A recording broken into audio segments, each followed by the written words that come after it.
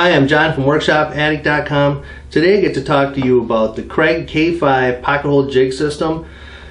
Kreg just came out with this a few months ago, and they've made some significant improvements from their K4 pocket hole jig system. We're going to go over those improvements here real quick, but first off, let me tell you what you get in this kit. The kit comes with the main unit, of course, 2 outfeed tables that just snap on. This helps support your longer pieces along a width there. Keeps them from falling over. It's a super nice improvement. I know that was one that they had gotten a lot of feedback on from the K4 system, and they added it. This is super nice. These little outfeed tables also have storage, so you can put your little pieces in here. You can put your pocket hole screws, your plugs, whatever you want right in there. So they're always there. One little note, they close, but make sure they snap shut, because if you end up attaching this to a board like I'm going to, and you don't have that snapped, when you go and set it vertical, stuff falls out. So make sure you snap that shut. With this kit comes a little dust chute that swivels. The old one did not swivel. That way your hose you can put it wherever you want. This is the little adapter that allows you to set your drill bit to the proper depth. This little collar here, you just change the collar. There's an Allen wrench. There's a spacer for 3/4 inch wood if you want to take this out and take it off to like a drawer front or something like that. Your square driver bit, which you need. Then there's a stop block system right here that helps you make repeat pocket hole, same distance from every single time from the edge. And there's a little guide here for screw length selection chart. This is a sticker, so this could go on the lid, go inside the lid, can go on the bottom. I'm probably going to put this right underneath the lid here, so it's not being obscured by stuff on the bottom, and it's not going to get wrecked on the top. There's some pocket hole plugs, a little assortment of 2, 4, 5 of those or so, and an assortment of different length screws. So you've got a starter kit you can start off with. They also have a user's guide here to answer any of your questions, and then a skill builder booklet. So you can go through and find some videos and download the videos right off online. They give you the codes for them right there. Alright, let's get into the improvements. Like I said, these 2 wings, they're not real tough plastic. This base unit is very, very solid, and it's a heavy duty plastic. This is a little thinner, but it's not going to be taking any of your abuse. You want to just slide those in, and there you go. You have a nice work surface there, so you can clamp your work pieces down. One thing that they show you when you see this, there's little areas here where you can drop screws. I'm going to end up putting this on a board and screwing it down, because even though this is really nice, when it just sits on a desk like this and then you're clamping it, you end up moving it around. What I like to do is put these on a board, clamp the board to my work surface. It doesn't move. It works great. So these outfeed tables are really nice. One other improvement, which I know they had a lot of feedback on from the K4, is everything on the old unit was this color blue. Everything. Well, on your drill bit guide here, there are numbers, and these numbers now are white. Doesn't sound like a big deal, but it makes setting your depth a lot easier when you're in the middle of a project, rather than having to look, am I in the 3/4, am I in the 1/2 inch? Now it's very easy to see where you're at. Very minor improvement, but it makes it a lot nicer. It's just one of those things you go, oh, they thought of it. And the K4 used to have a screw here. You used to have to screw this out to adjust the height. Now you just pull this pin out, and up and down it goes. And it just locks into place at each interval. That's nice. This is the biggest improvement right here. This piston in the back right here, which is your tension for the board you're working on, holds it into place. Before, the K4, which I actually have one right here, had this nut and bolt system. You have to unscrew it to the proper length, then kind of lock it down, and you have a lever action.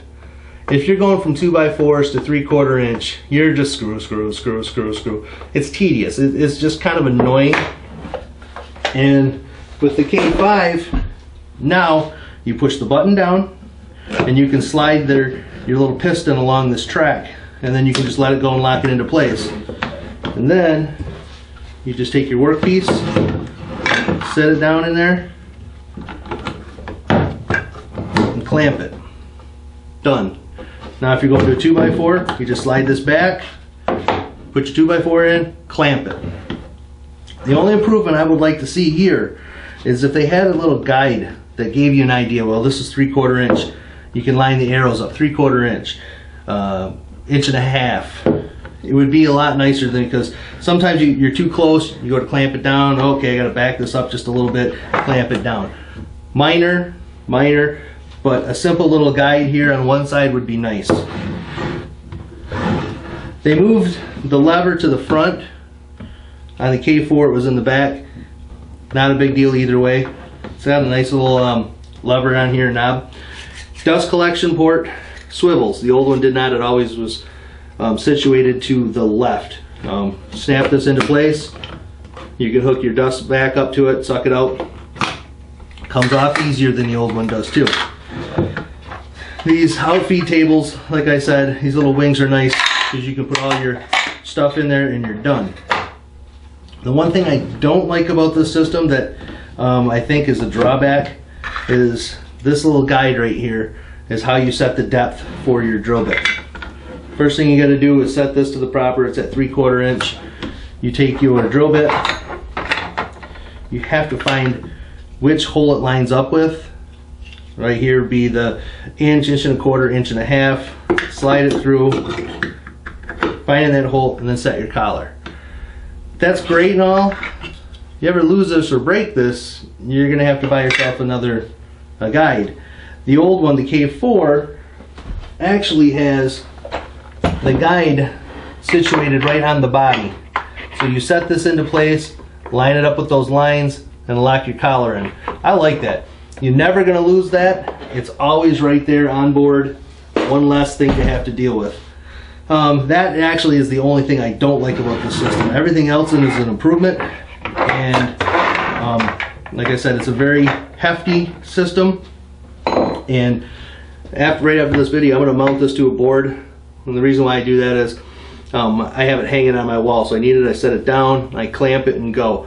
But just to show you how this works, in case you've never seen one before, set that in place, lock it down. Grab yourself your drill. I've already set the collar height correctly.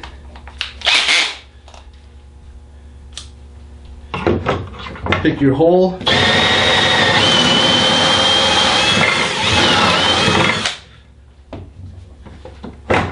Release it.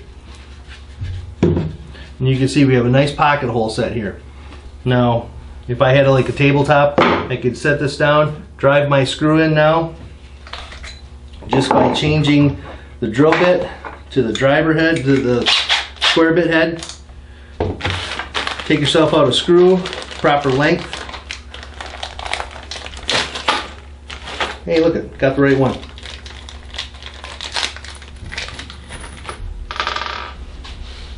See, do I have any wood? Let me grab a piece of wood here.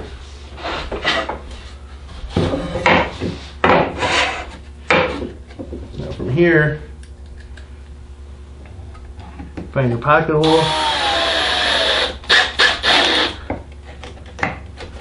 Now it's joined together there. You run a couple more along this every 4 inches or so, and you're ready to go. So this is the Kreg K5 pocket hole jig system. I know they just came out. The cool thing is, brand new unit, same price as the K4 was while that was the hot thing. They didn't raise the price. And if you're just into woodworking, or you've experienced pocket holes before, you've wanted one, this is the way I would go. This is much better than the off-brands or the ones you clamp to the wood. This makes everything really nice.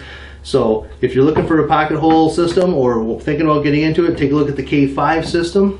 I'm John from WorkshopAddict.com. Talk to you later.